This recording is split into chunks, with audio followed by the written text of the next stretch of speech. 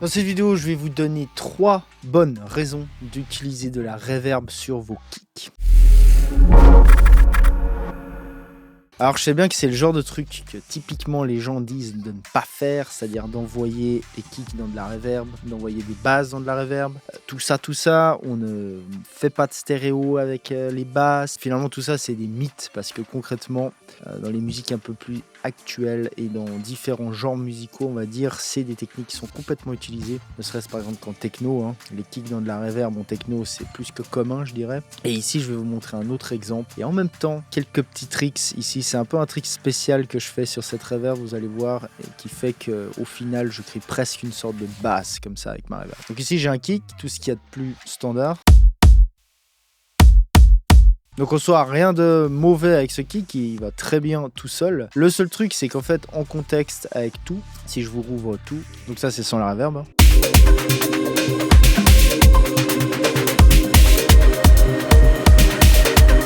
Donc en fait, je trouvais dans ce mix que le kick était trop sec. Là, dans ce contexte, il lui fallait comme une sorte de tail en fait. À la base, c'est comme ça que j'y suis venu à cette idée. C'est un truc que j'aime bien faire de manière générale. Envoyer des kicks dans de la reverb, après évidemment, ça dépend du contexte. Il faut faire les choses plus ou moins comme il faut, disons. Il y a quelques trucs auxquels il faut faire gaffe quand vous envoyez des signaux comme ça dans de la reverb. Donc, j'en suis venu en fait à là comme ça. Je voulais faire une sorte de tail, créer un truc, une sorte de fondu derrière le kick pour que ça remplisse un petit peu entre chaque coup de kick si vous voulez. Donc j'en suis venu au début par utiliser cette reverb là. Ce que je fais c'est que je mute tout et je vous fais écouter pour l'instant que en gros la reverb en solo sans aucun process derrière.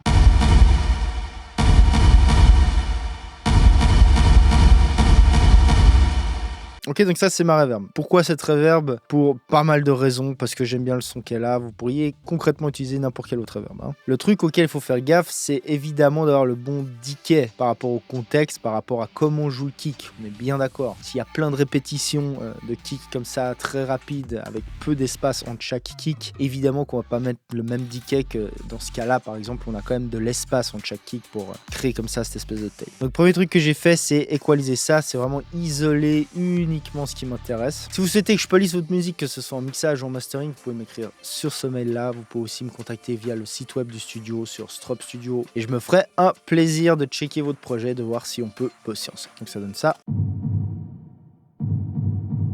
Donc si on met avec le kick, c'est pas trop mal. Mais je voulais plus de basse fréquence. Donc il y a plusieurs solutions évidemment pour faire ça et moi j'en suis venu à celle-ci, c'est d'utiliser un sub-générateur. Submarine dans ce cas-là, ne me demandez pas pourquoi, je les ai quasi pour ainsi dire tous ceux qui existent sur le marché. Celui-là marche bien, c'est un que j'aime bien quand même. Et ici j'utilise juste le sub-1, c'est-à-dire je crée juste du signal une octave en dessous, ça donne ça. Ensuite derrière j'ai un sous, donc ce sous là il a quand même son importance, il est là pour faire un sidechain. Donc là dans le sidechain j'ai envoyé le kick évidemment et donc son job à lui c'est de venir ducker la fondamentale du kick sur la reverb quand le kick tape. 100. Et vous voyez que vraiment le sous fait son job. Sans le sous, c'est vraiment cloîtré, muddy, le kick perd son impact, on perd vraiment la fondamentale du kick. Dès qu'on remet le sous, en fait, en gros, cette reverb, elle vient juste boucher les trous, juste quand le kick tape pas. Ensuite, j'ai un utility, c'est juste pour ajouter du gain. Et ici, j'ai un tout petit EQ qui enlève un tout petit peu vers les sons.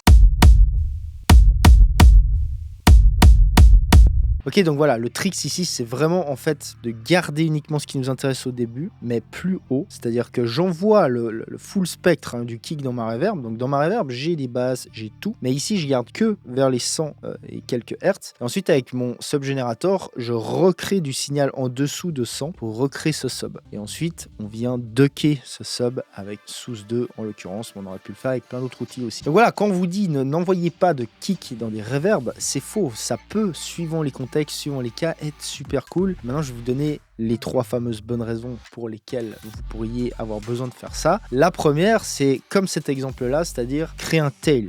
créer une sorte de liaison entre chaque kick, entre chaque frappe de kick. Et ici, c'est pour ça que je l'ai fait dans un premier lieu. Maintenant, il y a d'autres raisons aussi. Si vous voulez créer de l'espace, créer de la stéréo, créer du S autour de votre kick, c'est un super moyen aussi de le faire. On peut jouer avec des reverbs très courtes aussi, hein, genre juste avec des early reflections sur des reverbs, remélanger ça doucement avec le kick, y équaliser judicieusement pour que ça se matche bien avec le kick, et comme ça on crée comme ça un peu une sensation d'espace, même si c'est très discret autour du kick. Ça c'est les deux premières raisons. Maintenant la troisième raison, je dirais, c'est créer aussi de la profondeur. Des fois, dans certains cas, je pense plus à des mix un peu plus, je sais pas, je dirais un peu rock, un peu plus acoustique, enfin voilà, autre que musique électronique pure où le kick doit vraiment être devant. Dans ces cas-là, des fois on peut avoir besoin de faire reculer un petit peu le kick aussi, et c'est pas rare d'utiliser de la reverb pour faire ça, tout simplement. Après, il y a aussi d'autres tricks, on peut utiliser plus les micros de room ou suivant comment ont été enregistrés les drums pour faire justement plus ressortir en fait la reverb autour du kick et d'équaliser donc ce micro de room en fonction, etc. Donc voilà, mais ça revient au même. Le but, c'est de créer de l'espace, d'avoir plus de champs diffus du kick que de champs directs pour le faire reculer comme ça dans le mic. Ne croyez pas tout ce qu'on vous dit. Les kicks dans les reverbs, ça se fait. Et comme là, je pense que je vous l'ai prouvé A plus B, dans certains contextes, ça peut super bien marcher. Évidemment, ça va pas s'adapter à tous les contextes, à toutes les tracks, à tous les genres, mais ça se fait, sachez-le. Donc voilà les gens, n'oubliez pas de vous abonner à cette chaîne. Vous pouvez aussi devenir membre si ça vous intéresse. Vous pouvez accéder à plein de vidéos, de sessions, etc.